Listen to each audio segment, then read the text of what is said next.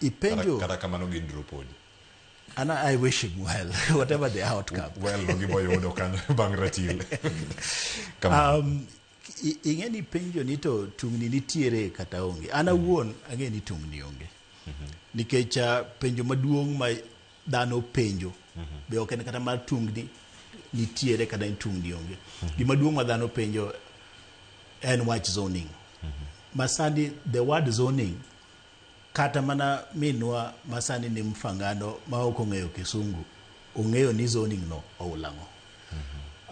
Mana pani penjo maduong' ahinya masani penjore. Depone ne mokelo tungni me wacho mtungni ma koro chal ka gima onge. Tungni me wacho oburu nyose kwero. Nyokwero ni tungni onge kanyore en Kisumu on Friday godhiambo.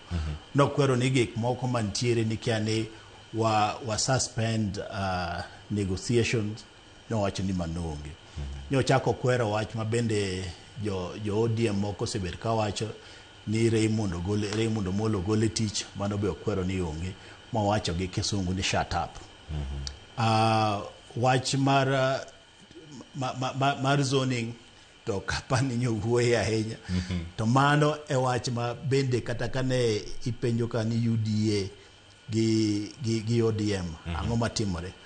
Mane wach maduong' mapane jopiny don mondo mi wakete ratili kawuono. Kalure kodi Daktari Mark Matunga, tungni ni onge koso entie. Nikech wach zoning ni machal ni kelo tungni kamoro ange kar ka tonge ng'ama damule. Cleopas ing'eni e kasa ka gi wach tungni. Nikech entiere kata onge mana kuonda riyo kokete ka dipo ni entie to akole po. E kasa ka gi wach tungni ni tungni nitie kata tungni onge. To okungwa penjre ne Cleopas.